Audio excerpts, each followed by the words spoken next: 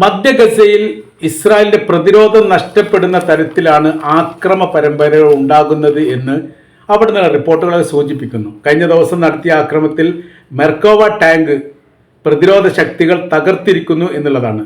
4ഓളം സൈനികർ ഉള്ള ടാങ്കാണ് തകർക്കപ്പെട്ടത്. സൈനികർക്ക് പരിക്കേറ്റ വിവരങ്ങളോ മറ്റുള്ള വിഷയങ്ങളോ ഇതുവരെ പുറത്തു വന്നിട്ടില്ല. 60,000 സൈനികരെ പുതിയതായിട്ട് നിയോഗിച്ചുകൊണ്ട് ഈ മേഖല പിടിച്ചെടുക്കാനുള്ള ശ്രമമാണ് യഥാർത്ഥത്തിൽ ഇസ്രായേൽ നടത്തിയത്. പക്ഷേ ആദ്യഘട്ടത്തിൽ വലിയ പരാജയമാണ്. ഒളിപ്പോർ യുദ്ധം സജീവമായ ഒരു മേഖല കൂടിയാണ് മധ്യ ഗസ എന്നതിനാൽ അതിനെ പ്രതിരോധിച്ചുകൊണ്ട് മുന്നേറുക വലിയ പ്രയാസമാണ് എന്ന് IDF തന്നെ ഇപ്പോൾ അഭിപ്രായപ്പെടുന്നു. വലിയ സൈനികർക്ക് കൂട്ടം കൂടിയിരിക്കുന്ന സംഘത്തിന് നേരെ ആക്രമണം നടത്തിയതുമായിട്ട് ബന്ധപ്പെട്ട് സൈനികർക്ക് വലിയ രീതിയിൽ അപായമുണ്ടായത് ഏതാനും ദിവസങ്ങൾക്ക് മുമ്പാണ്.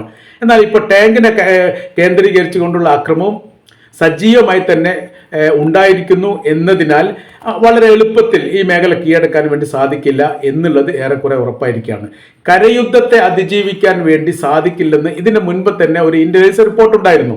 വളരെ ശ്രദ്ധയോടുകൂടി വേണം കരയുദ്ധത്തെ അഭിമുഖീകരിക്കാൻ. ആകാശയുദ്ധം പോലെയല്ല. അവിടെ പ്രാഗൽഭ്യം തെളിയിച്ചിരിക്കുന്ന ഒരുപാട് വിഭാഗങ്ങൾ പല വ്യത്യസ്ത സംഘടനകളായിട്ട് അവിടെ പ്രവർത്തിക്കുന്നുണ്ട്. അതുകൊണ്ട് അവരെ ഒരേ സമയത്ത് പ്രതിരോധിക്കുക എന്ന് പറഞ്ഞാൽ ഇസ്രായേലിന് പ്രയാസം ഉണ്ടാകുന്ന കാര്യമാണ്. മാത്രമല്ല അവർ ബങ്കറിൽ ഒളിച്ചിരിക്കുന്നു. ഒറിജിനൽ ബങ്കറുകളും ഡ്യൂപ്ലിക്കേറ്റ് ബങ്കറുകളും ഉണ്ട്. ഇത് കണ്ടെത്താനും സാധിക്കയില്ല എന്ന് ചുരുക്കം.